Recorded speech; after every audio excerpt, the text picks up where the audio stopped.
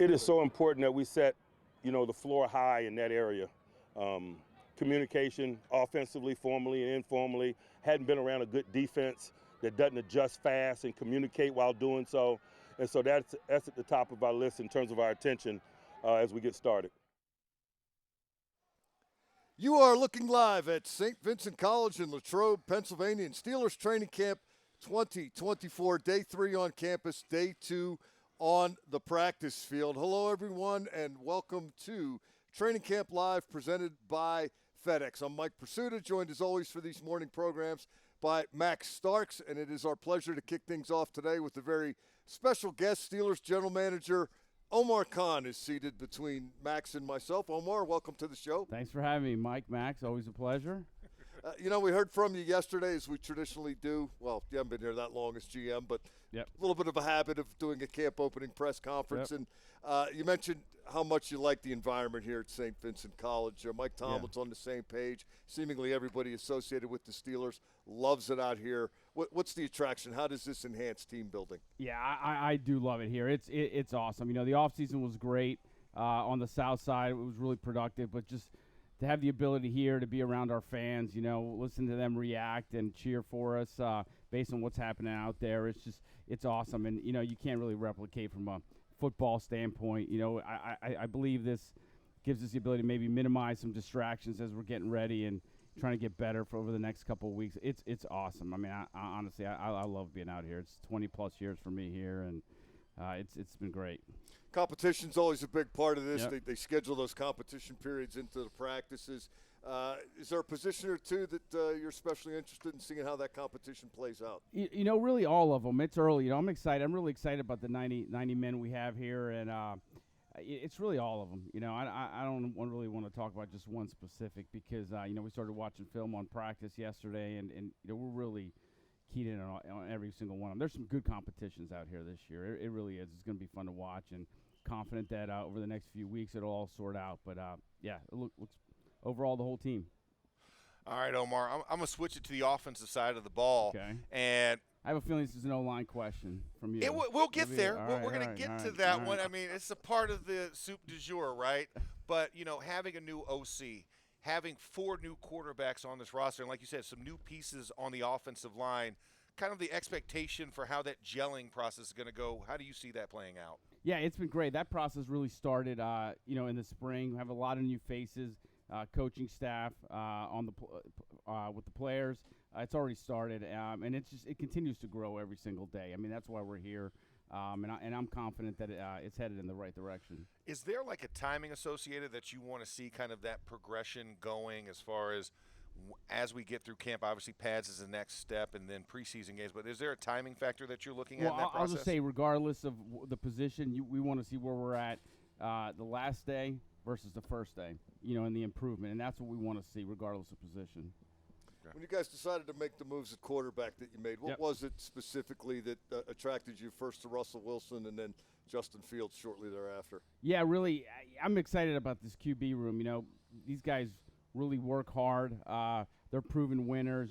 Kyle Allen and, John Rye said it yesterday. John Rye has 3 great quarterbacks really to learn from. How they lead the team. These guys are proven leaders and proven winners, and those are characteristics that are important, and feel great about it. Now we get to, of course, the meat of it. The offensive line has obviously been a point of emphasis over the last 2 spring building periods, obviously taking the first rounder draft picks over the last 2 years. How do you watch that position to see how they're going to get a feel for their development?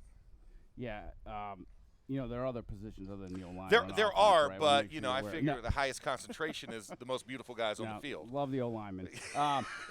Similar. I'll answer similarly to one of the other questions. We watch the progression. We want to see these guys getting better every single day. And we want to see where they're at the last day versus the first day. We saw improvement from these guys from the first day they got there in the spring, and we expect the same type of growth and improvement over the next few weeks. So the process already begun. We watch film on these guys every day, and everybody makes mistakes. We want to see how these guys correct the mistakes and how they grow, and that's what we're looking for. All right, expectations for this O-line this season. I can tell you what I feel. but I want to hear it from you. What are the expectations for this group outside of the development aspect? I'm not going to single out the O-line group, but I'll say we all have the same goal in mind here. To do this, to accomplish the goals that we want, we have to do it as a collective. And I'm excited about this group. And, we have high goals and high standards for ourselves. And collectively, hopefully we'll get there. Sky's the limit. Okay, there it is. I don't know if you're a fan of the movie Hoosiers or not. I love that movie. Love it. Are you Gene Hackman right about now? Is your team on the field? Or are you still maybe thinking about dialing something up somewhere? Love the 90 guys we have here, but I think every club's the same, and I've said it before, if there's ever an opportunity to discuss an opportunity to upgrade your team, you're going to look at it, and it doesn't always work out. It doesn't always make sense. But always I'd be. It's a smart thing to do. We'll be smart and strategic about the decisions we make. If you're going to make such a move, hypothetically, is it easier early, later? Is there a more advantageous time? How does that? You'd love for it all to happen on the time when we want it, but the reality is that it doesn't happen that way. The one thing I'll say is when things happen later in the process, it allows you to maybe deal with adversity and see how you're going to deal with it. And it's hard to get ready for Sundays, as you know, Max. And sometimes when you acquire a player, whether it's a street free agent or a trade, or you claim a guy and late in the process, it's an opportunity. It's an opportunity to see how you, as a club, and you and the player, how they adjust to the adversity of getting ready for Sunday. And sometimes you don't have a long window of an opportunity to prepare for a game, and it's an opportunity. So. Omar, really appreciate you spending a few minutes with us. Thank you, Omar. Thanks, guys. Good luck appreciate this training camp, and don't get caught watching the paint dry. I appreciate it, guys. Thank you. That is Steelers General Manager Omar Khan. I didn't know he was a Hoosiers fan, Max. I have even more respect now than I did before. Is that your favorite sports movie? It's up there. It's up there. It's yeah, up there. There's several good ones, but it's the raw emotion of it as well as the sports part of it. It's a great movie. When they're in that huddle and Jimmy says, "I'll make it." Yeah, it's a great movie. Great movie. I'm a Rudy guy. I love Rudy too. Love Rudy. Yeah. Yeah. Don't look at me crazy, Mike. Yeah. Anyway, back to training camp. Thanks, Omar. We'll get to some more movie reviews momentarily, but some stuff to review yesterday, Max. It started out not the way we thought it was going to start out, because when the first team offense trotted out onto the field for the first time, Justin Fields was running the show. Russell Wilson had a little calf issue, and he was an observer rather than a participant. And Mike Tomlin talked about how, a little curveball for the offense. You got to think and react on your feet. A little short-term misery for Russell Wilson not getting to play.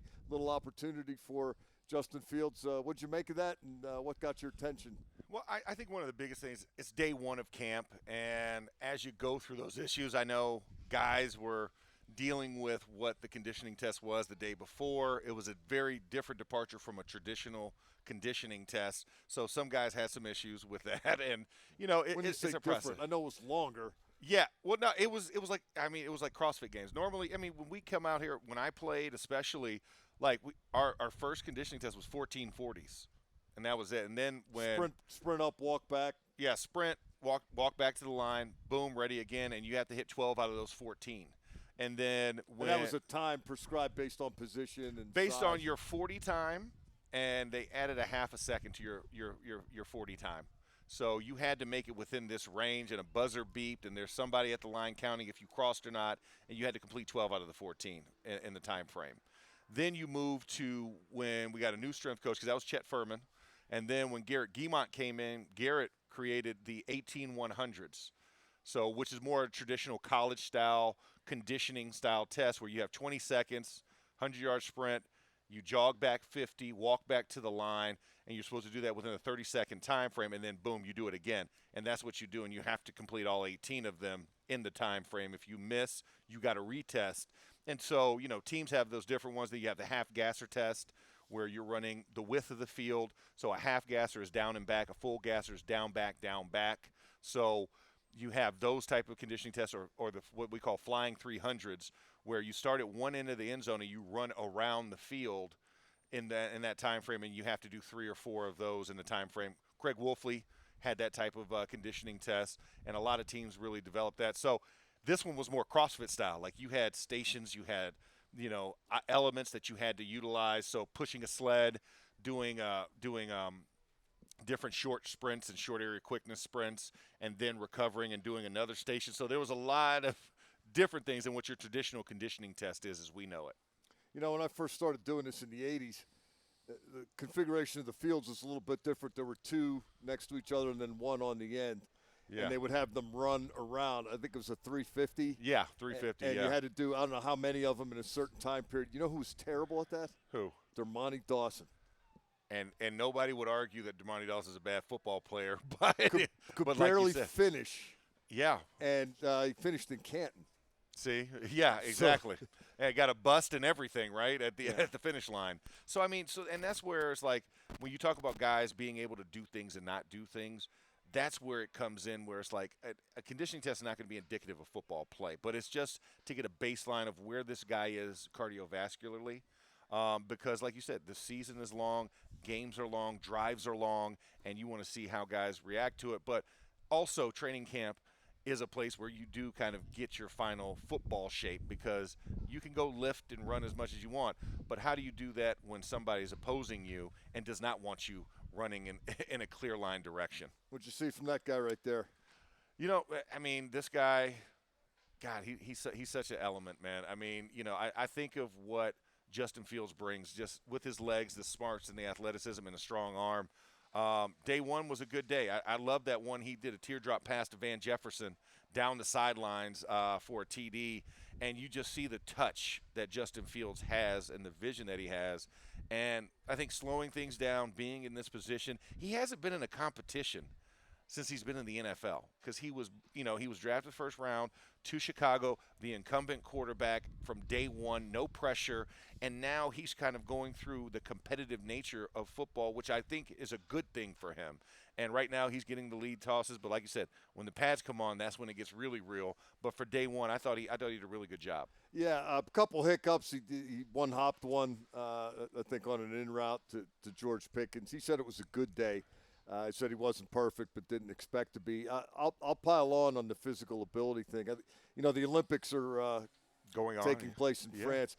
If there was quarterback Olympics, he would be there and he would win the gold medal. I mean, that's how much ability he has. Now, for whatever reason, he hasn't been able to put it together consistently, and there are a myriad of factors there. But just getting an up-close look at him this spring, and then being around him a little bit since he's come to the Steelers, I'm relatively convinced there's a quarterback in there. When is that guy going to emerge? Yeah, I think as you get through camp, I mean, new system, once again, that you have to learn and you have to get acclimated to, and new personnel for him. So I think as this camp goes on, I think really by the end of camp, I think like Omar said, how do you look from the first day to the last day? I think Justin Fields is going to really progress nicely because I think he has the weapons. I mean, we just aforementioned, right? You have George Pickens, you have a Pat Freiermuth, you have a Calvin Austin, Van Jefferson, Quez Watkins, Jalen Warren, Najee Harris, Darnell Washington, Connor Hay. Like he didn't have these in Chicago, and he didn't have the offensive line in front of him, and I think that's also a contributing factor. So it's going to be fun to watch him as he starts to gel and starts to gain a connection with these receivers, and we'll see who he gains a connection with the quickest as camp progresses. Yeah, it looks like we're going to see some more of them today. If you were paying close attention to our shot a moment ago, you noticed Russell Wilson walking into it wearing a baseball cap and not a helmet. Yeah. I mean, abundance of caution, right? I mean, Russell Wilson has the resume. So, if you want to take a couple extra days during this acclimation period to get Russ, I think he's okay. It's not going to set him way back. I don't think it sets him way back because you think about how short these practices are.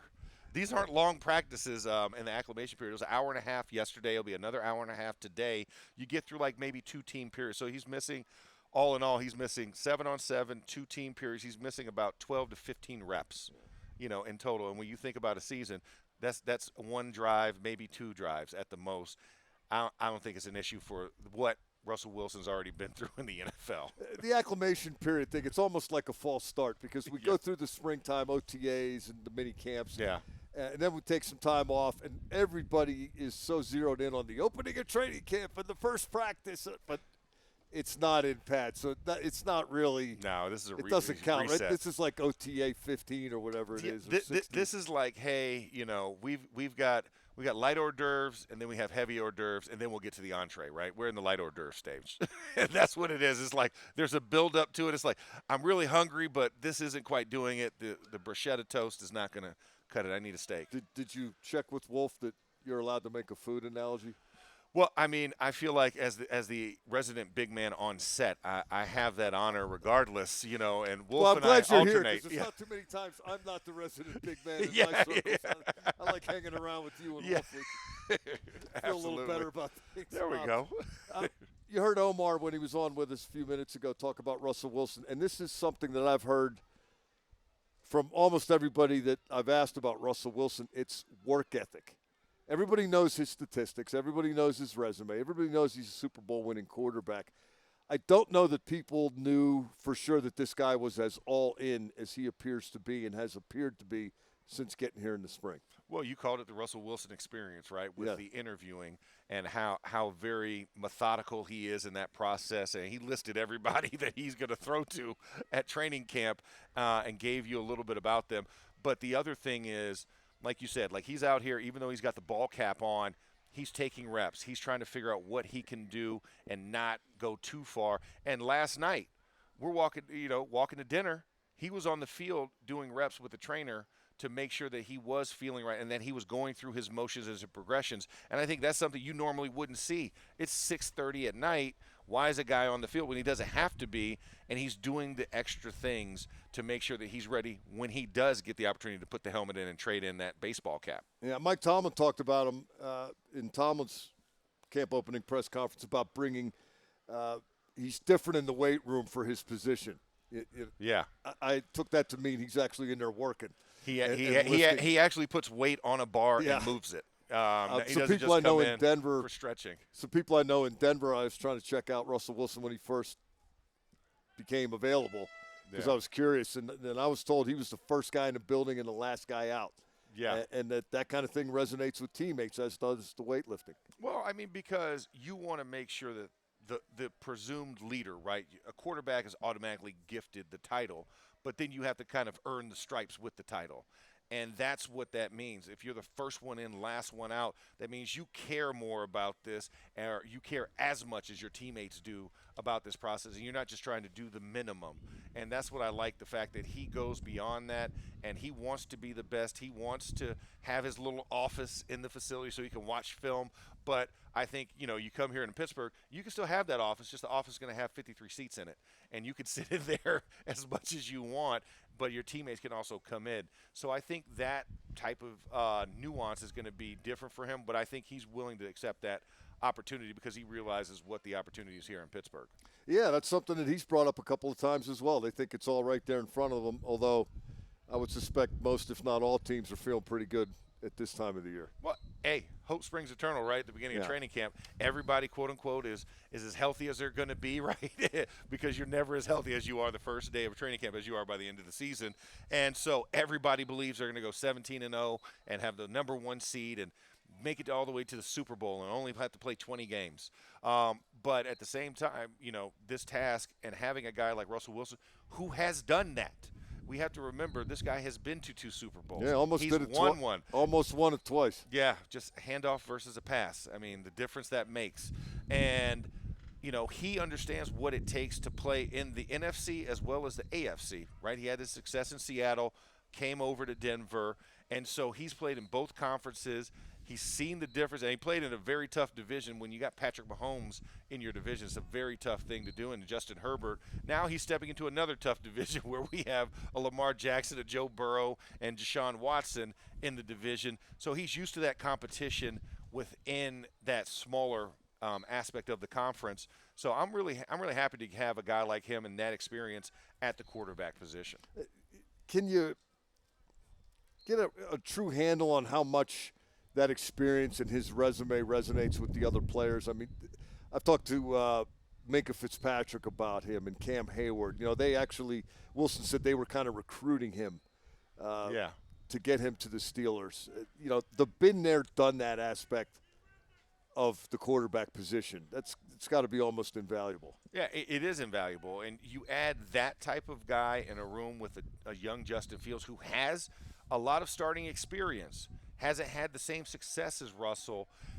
That kind of helps ease that learning curve for Justin Fields, because Justin Fields hasn't really had that successful veteran quarterback in his room that he can bend his ear a little bit, that he can talk to him and really go through some of the trials, tribulations, the ups and the downs, and the progression of a season, and somebody that's been doing it for a very long time. I think that's big help for Justin Fields. And then you got a Kyle Allen, another guy who's been in this league for a while and has moved around, and he's a guy that's a complimentary guy. So having this room, I really love. I really find myself hard-pressed to find a better room of quarterbacks in the NFL as it stands that can compete with this room with the experience and everything else that it brings. Of course, even the best of QBs need your buddies up front to get the job done. And that's right. Obviously, one of the running themes and top storylines of this camp is the offensive line. Is it going to continue to transition? Will Zach Frazier move up and become a starter as a rookie? If so, how long is it going to take for that to happen? Will Broderick Jones play right tackle as he ended last year, or will he move to left, and will Troy Fautanu move in as the right tackle? If that's going to happen, when will that happen? Had a chance to talk a little bit yesterday with Broderick Jones just about playing either side and how he prepares to do that, and what he thinks is going on up front. Honestly, I really still don't know. I'm just coming out here every day trying to get 1% better, even if it's at left or right. I'm just trying to, do my part. When my name is called on either side, I just want to be prepared. When you look back at last season, do you think you began starting at the right time, or do you think you could have handled it game one? I feel like I started at the right time. I feel like I needed a couple weeks, to actually just sit and watch and just learn and listen and take everything in before I was just able to go out there and just do what I can. So I feel like me being able to sit down those first couple weeks really helped me. I really feel like it helped me hone in on my skills. And at the end of the day, I feel like it worked out for the best. You end up playing both sides. If it came to switching mid-season this year, could you do it? Yes, sir. Without a doubt. I feel like I'm a versatile player. I can play on either side. I've been doing it my whole life. I practice at it each and every day, just so I'm always getting reps on both sides, because, like you said, I never know.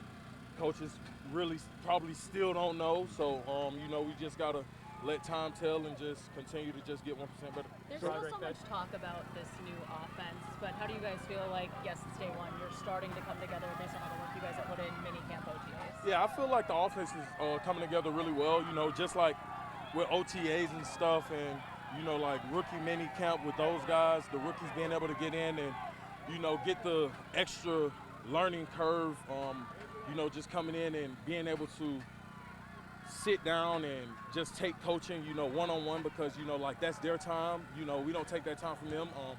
So I just feel like for those guys, that's a really big push right there.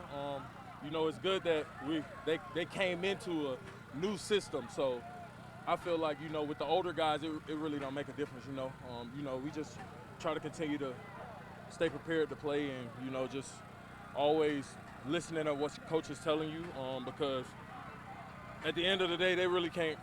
It's X's and O's. Football is football. So, you just got to go out there and give 100%. That was really interesting yesterday, and hearing him say that, he needed a little time. And, this is a first-round pick and a guy who played at a highly regarded program, won a couple national championships, the prototype, if you will. Yeah. But he said he needed some time, and he's happy the way it worked out the way it did. Mike Tomlin says it's different for everybody. It probably is. The maturity level and readiness of last year's class might not necessarily be the same as this year's. But I found his perspective interesting, as I have since he got here, because he's always acted like a guy, Max, that, hey, it's going to happen for me eventually. I'm not going to push it. I'm not going to rush it. I'm going to do my job and get my work done, and then just kind of let it happen organically. Well, and I think that's the right approach. I mean, what you heard from Broderick Jones, I think a lot of rookie going to second-year transitional guys need to take note, because this isn't a microwave of a career, right? It's a slow cooker, and you want to make sure that low and slow, you get better and better every day. You heard him talk about, hey, as long as I get 1% better every day, it's going to happen, and that's that quiet confidence you have. But there is a jump from college to the pros. And for Broderick Jones, yes, under 20 starts in college. Not ideal, but like you said, the athleticism, the immeasurables are off the charts. But for him to have the perspective of not feeling like, oh, my God, I got to start right now, is a great tell. I mean, that's a maturity that he developed over the last year. And even for this rookie class, I know they've played more, but at the end of the day, am I worried about starting day one if I get a 15-year career out of it? Or am I worried about starting day one and then I don't even make it to my second contract because of injuries and everything else? Like, there's a lot of different things, or mentality has changed. So that maturity process, we kind of miss that out now because we're like, guys got to come in. They got to be ready to go right now. But it's a progression. Antonio Brown was not Antonio Brown day one. And I know he wasn't a first-round draft pick. Year one. Yeah, he wasn't even a year one guy, but you would argue any wide receiver would trade that 4-year span where he was the most dominant guy for their entire career stat numbers. So I think that's one of the things that when I look at it, I'm never in a rush to judge a guy, just like a quarterback. If we bring in a rookie quarterback, I don't judge him until after year 3 because you need that time. Offensive linemen don't hit their prime until year 5. And so I'm never in a rush. I'm like, hey, whatever it takes, keep the consistency, whatever looks good. I don't want it forced that because a guy was drafted in his position, he has to start here.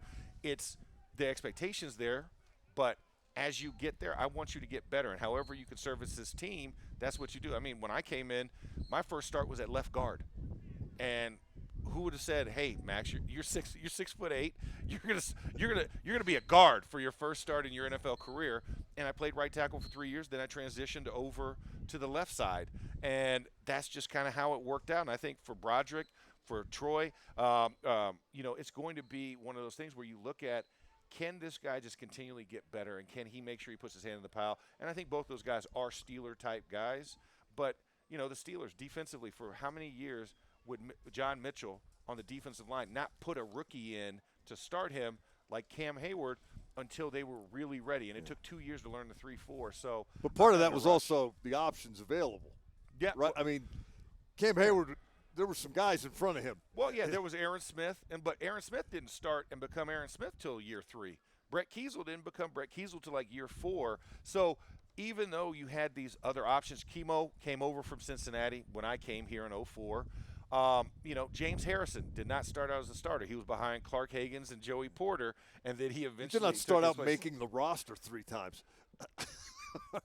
There we go. And who would argue that James Harrison is not eventually going to be a Hall of Famer? Forget starting. Yeah. He got a sandwich in the roadmap. They said, Route 30's that way. Well, kid. actually, they sent him to Europe a couple times. Like, hey, you're not even on this continent. I need you to go ahead and move over. Baltimore also cut him. Yes. Before he became James Harrison. Yes. But, back to the here and now, I get the slow cooker thing, and you got a career to think about thing, but at the same token, these guys were drafted for a reason, and you would want your first and your second round draft pick presumably to impact the team, which is hard to do as an offensive lineman if you're not playing because you're not playing a ton of special teams. So let's look at a guy like Zach Frazier, 46 career starts.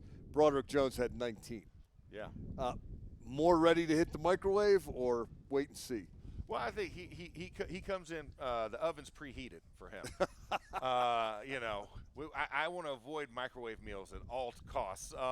But if in a pinch, those hot pockets aren't bad. Listen, they're not bad in a pinch. You're right, in a pinch. But if I have options and I can just drive a mile, I'm going to go sit down in a restaurant like Sharky's. But no, I think Zach Frazier is better poised because, like you said, that experience. And the center really is a lot different than the tackle because those are the guys that are the hive mind for the offensive line. They're the leaders of that group. They have to be able to disseminate the information between all 5 guys cleanly and fluidly and help the quarterback out. He's the quarterback's spotter, so to speak. He's the first set of eyes that gives the initial call for the quarterback to know what the scene is set for. And then the quarterback goes and he makes the nuanced adjustments, right? He's the one that makes sure that, okay, I know you saw this, but since I've been under center, things have shifted a little bit. let's make it this call. So for that center position, you really want to see a guy that's mature, that can handle any situation. I think Zach Frazier is poised to do that, but he does have a challenge against Nate Herbig, who's been here longer, been in the league longer, so he understands what a 17-game schedule looks like and the body type and the way you treat your body throughout the season. Zach Frazier is going to get a little bit of an acclimation to that, and I think he has the intelligence to do it, but it's the strength and the consistency that we need to see at that level. You know, getting back to Jones for a minute, the other thing that really impressed me, and we've talked about this previously, but we did again yesterday, he said he got 1 or 2 reps at left tackle in yesterday's practice. Yeah. He couldn't remember if it was 1 or 2. Yeah, it was 1 each period because he took the last snap of the ones group in the 2 team periods, because there was only 2 team periods. So, I mean, he got 2 snaps. And then somebody asked him, well, is that enough to prepare you? And he said, well, that's 1 or 2 today. Then the next time it's 2 to 4, and then 6, then 8, and pretty soon you're getting all this extra work. And I asked him, what if, just hypothetical situation, what if they came to you before the week 4 game and said, you know what, you're switching from right to left tackle this week. Could you do it? He said, absolutely. He's no issues on his end whatsoever with doing that if it comes to that. Not saying it's going to happen, but.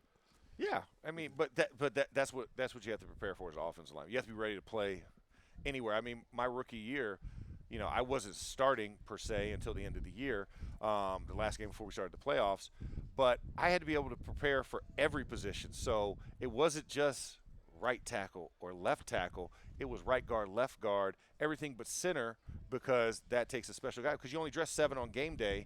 Well, I'm not too many 6'8" centers either. I mean. But once again, if you're the last guy on the roster because somebody went down and somebody else went in, and there's only 7 of you, you know, I remember when I got injured one game, they had Matt Spaeth getting ready to take snaps because we had no more offensive linemen. So you just kind of prepare for the inevitable. Like, I have to be ready to play because I'm an offensive lineman and I can fill in anywhere, and that's the mentality you have to have. So I appreciate that in Broderick Jones, and I'm sure this offseason he worked both sides, both sets, because you want to make sure you keep that mental and physical flexibility inside, because you don't want to get fixated on one set and one style with your hips, because your hips have to shift, and that's way too in the weeds for this broadcast. But you want to make sure you're keeping yourself as versatile as possible. For this broadcast, the weeds don't exist. We're all okay. in. Well, I mean, I don't see any weeds on that field on the screen, but yeah, but physiologically. I mean, this is inside baseball. This is that moment. Please be as detailed as you care to be.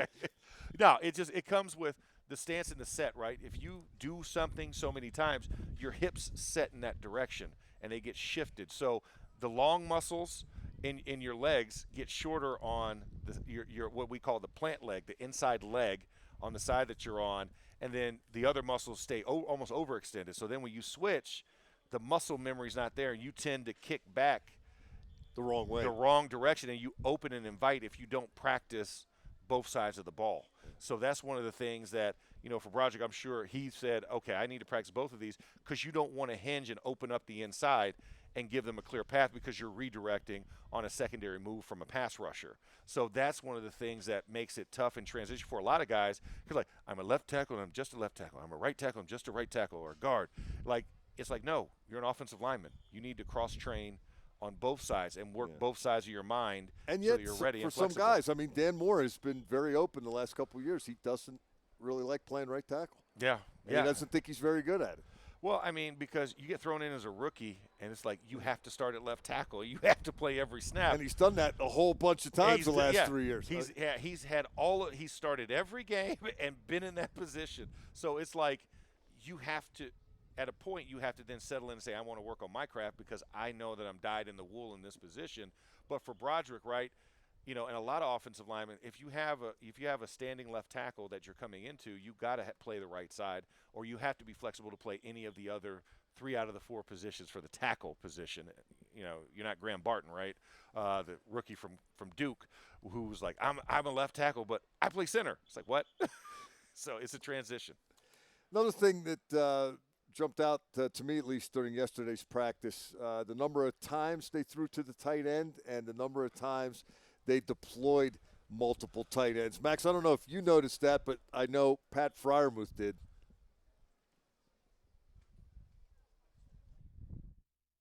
Yeah, just doing different things, getting used to it, get on the same page with the quarterbacks. It feels great, and I'm looking forward to this year. Pat, how much did you guys go multi-tight end and team today? A lot, yeah. I think majority of it was 12, 13, and it was great to utilize all of us. Prue had a hell of a catch on a stick nod, and Darnell had a catch, and it was Connor, and it was good to get us all involved today. You okay with that? Of course, whatever wins us games. What does that bring? What's the attraction? It was able to make matchups better against defenses, kind of pigeonhole defenses, what to do, and know what we're going to get for looks so we can exploit those looks. Max, we spent a little bit of time talking about this topic yesterday. Yes, we did. And I don't know if you remember or not, but I'm kind of in favor of multiple tight ends, two at a time, three at a time. And 12 and 13 personnel. Thank you. We're glad we got that cleared up. It's almost as if they let me write the script. That's how many times they threw to the tight ends yesterday. I mean, we talk about the people that watch these broadcasts, and I wonder if the coaches just have a little radio in their ear. They're like, what is Mike going to say? Yeah, it's probably not the case. I mean, it could be. Arthur Smith might be a fan of I talk to them enough. They don't listen to me then. I don't think they're – Yeah, but no, you're right. I mean, in fact, during our broadcast right after this on SNR – ask Terrell Austin how many times I asked him last year, when the hell are you going to start Joey Porter? Yeah, and then he finally did it. He finally did it. You wore him down. But, yeah, we counted 5 passes to Pat Freiermuth alone. And I think that's something where – was a departure from last year's system, and also most of those were across the middle of the field. Thank you. So, I think this is a different approach. And Pat is one of those guys that he is an exceptional receiver. He knows how to get open. He has the body. Exceptional. I mean, this guy's numbers do not give an accurate portrayal of his potential so far. No. Not that he's been bad, but I think he could be a star. He can. I mean, he has, and it's funny, I was talking to Troy's son, Paisios Palomalu. I was talking to him yesterday, and Paisios was like, hey, Uncle Max, how do you see Pat Freiermuth? I'm like, he could be the number 2 receiver in targets if they play their cards right. And I think that's kind of the difference and the departure from what last year's system was to now what this year's system is, because there is no Deontay Johnson. He's gone. And so now there is a void for who's going to take that target share. Who's going to be that guy that's going to step up? And I think for Pat, this is the perfect system where you could see Pat, you could see Darnell Washington, Connor Hayward. Heck, all 3 of those tight ends could get a lift in their numbers, even though Arthur Smith's system is more geared towards running. They could see a lift in their numbers from the previous year, and they can actually impart a big part and element to this offense because they are mismatched. All 3 of them are mismatches when they're on the field, and especially when they're together in packages of 2 and 3. You don't have enough linebackers. You don't have enough safeties that can cover for all of those guys. I think with Washington, it's especially important that they start throwing the ball. One, because I think he has a huge catch radius. And I think does. He can get you X number of yards if you need them. 5, 7, play action boot. Oh, there's the huge guy. Throw it to the Empire State Building. 8-yard gain, first down. Connor Hayward, I think, can be gadget's probably not the right word, but he's a pinball. He's that X factor type of guy, right? He could be a screen guy. Playmaking, he could be across the middle. Get him in space, get him the ball. He'll do some things for you. Now, if you get to the point where these guys are in the game and the other team doesn't know if you're going to run or pass, I think that's a huge advantage for the offense.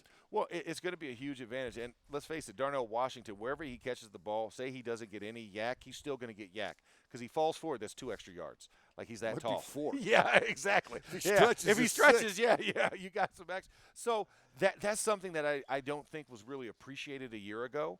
And I think hopefully, that's something that's been imparted. And we'll see that as we get to more 7 shots and we get to these more competitive team drills where he could be an asset. And like you said yesterday, red zone, it's like 87, 87, 87. Like you know what I'm saying? Like you have to zone in on that guy.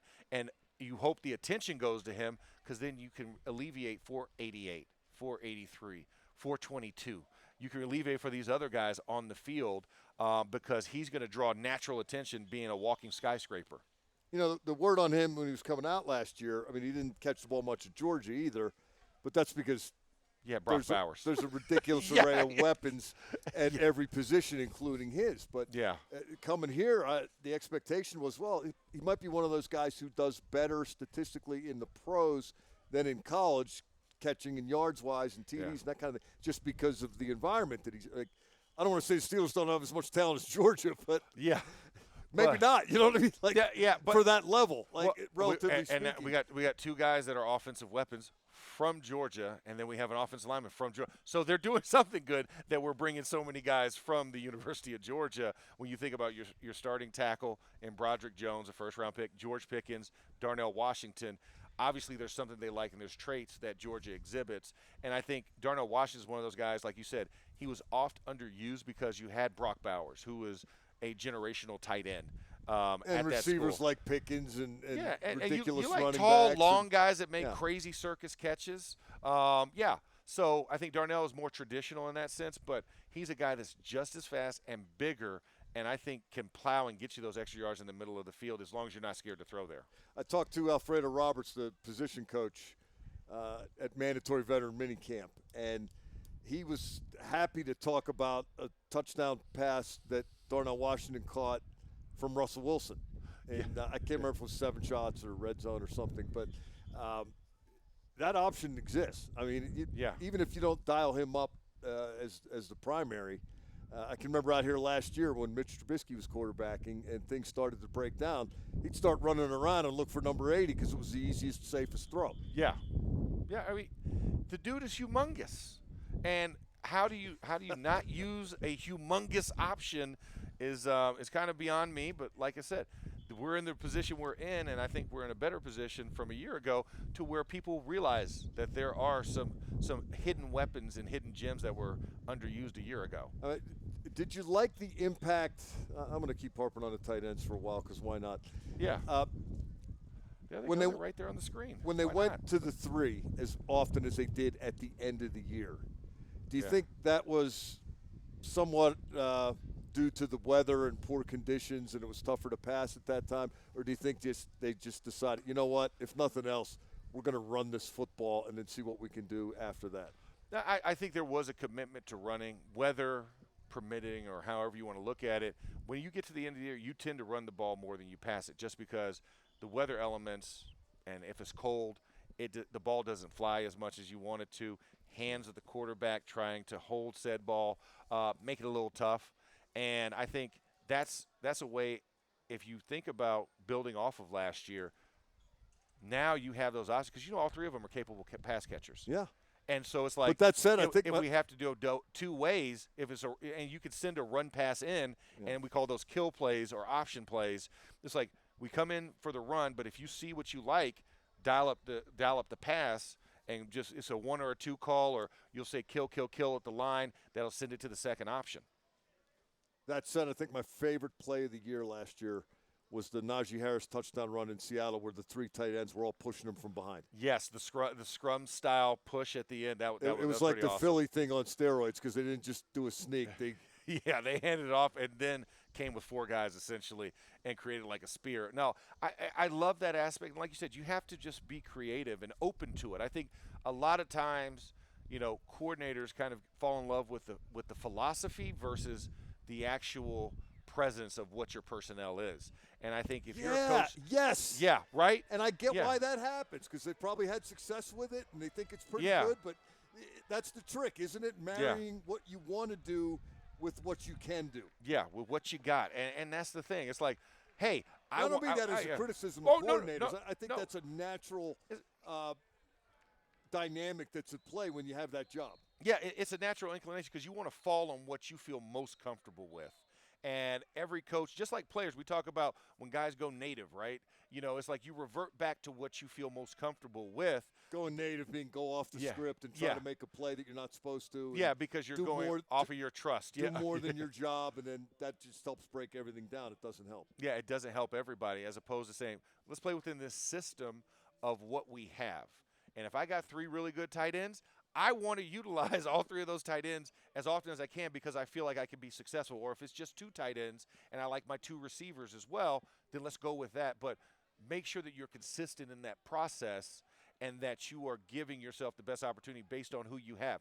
I would love to run 5 wide personnel and have everybody look like George Pickens run down the field. Yeah, that's a pipe dream, but we don't have 5 George Pickens. We got 1. The run and shoot was fun when you had Warren Moon. Yeah, exactly.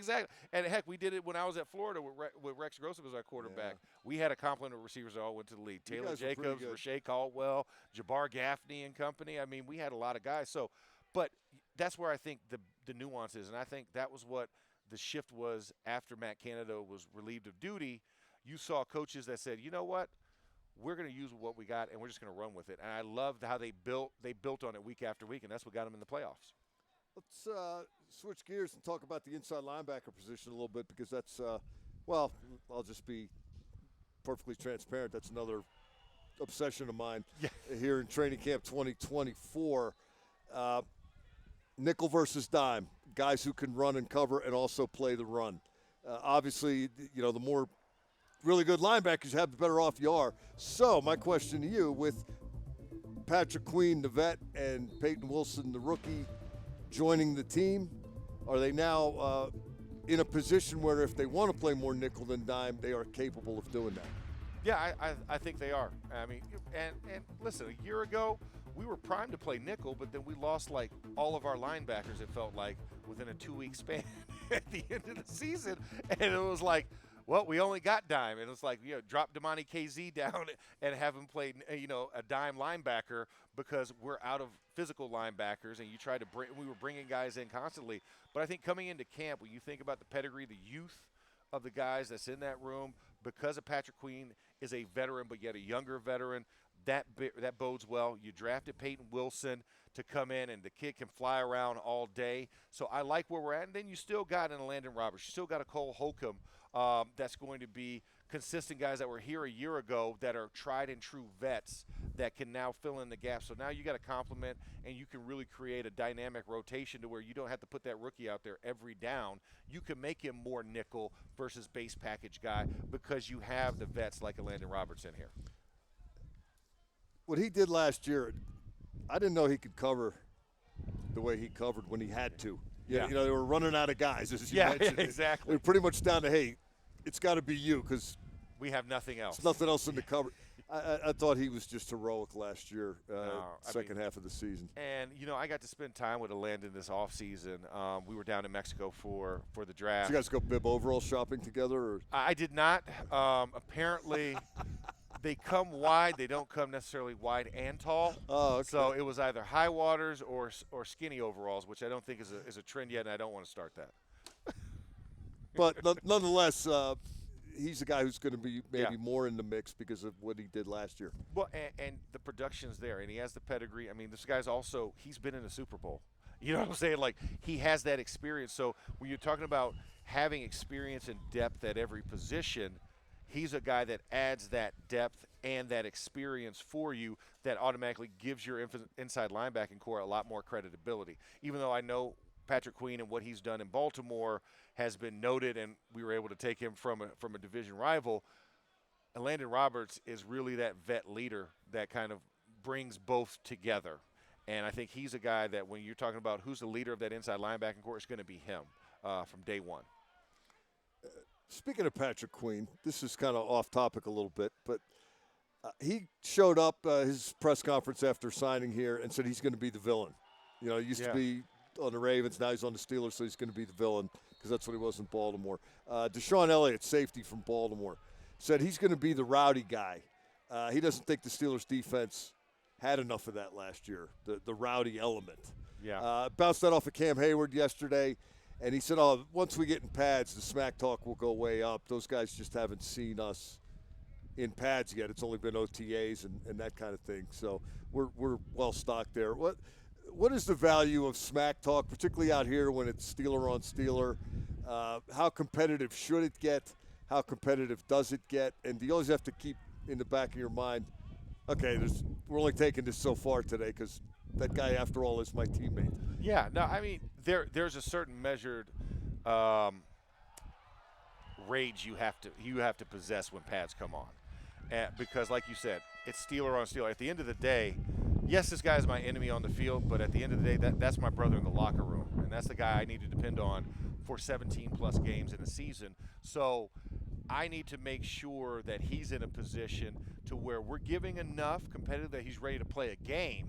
But at the same time, I don't need to injure him to where he can't make it to that game. So there's a fine line. But yes, smack talk is all available on the menu as long as you don't hit below the belt.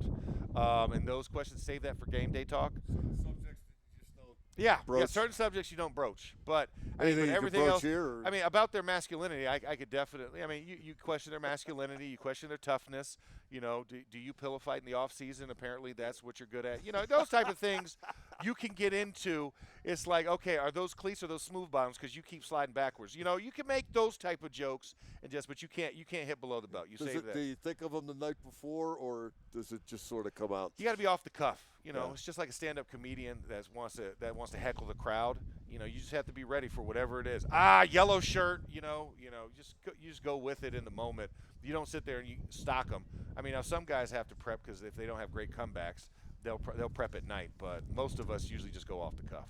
Hey, it's a bit of a special day here today, Max. I don't know if you're aware or not. I was not till I got Okay. here, but happy birthday, Joey Porter Jr. Hey, JPJ, happy B-Day.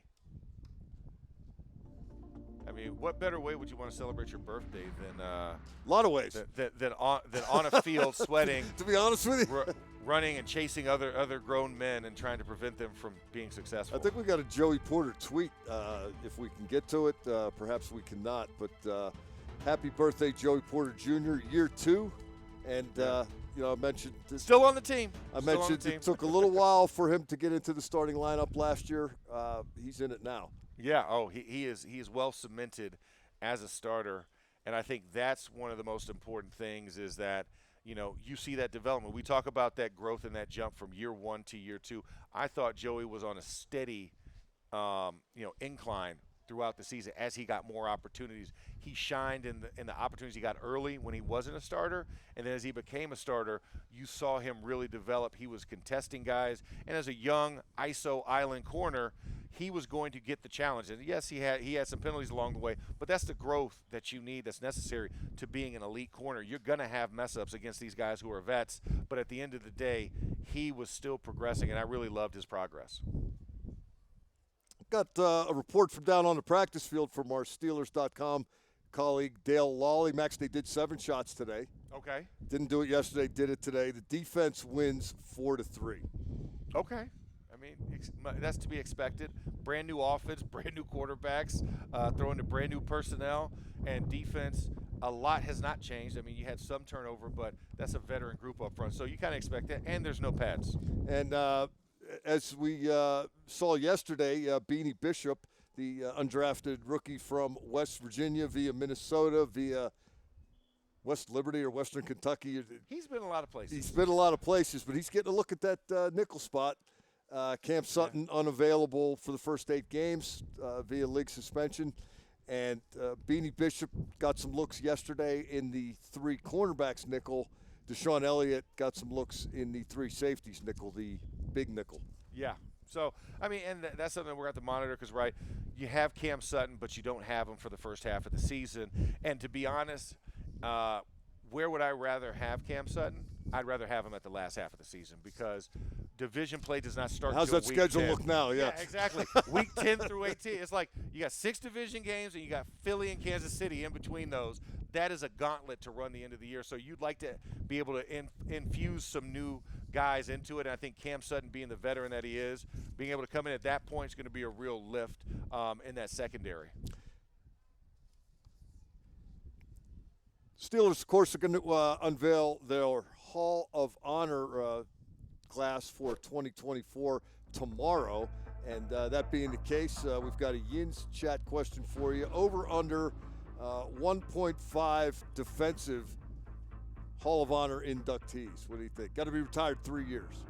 Plus, I'm taking the over. It's going to be 2 guys.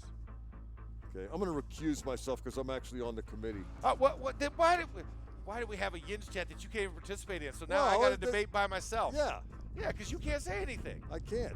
Yeah, so I'm 'Cause I going already over. know. I'm going over, and I'm not in the debate committee, but I feel like I'm looking in your eyes, and I think it's 2 guys. That announcement is going to be tomorrow at 1 p.m., and we will have plenty on that here at Steelers.com and all the Steelers' social and digital platforms. Of course, we've also got the wrap-up show coming up today following practice. That'll be at 3 o'clock. That's myself and Craig Wolfley. Oh, well, that'll be fun. Just let me know.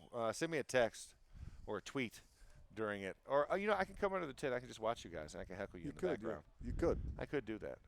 We can perform under – well, I can perform under pressure.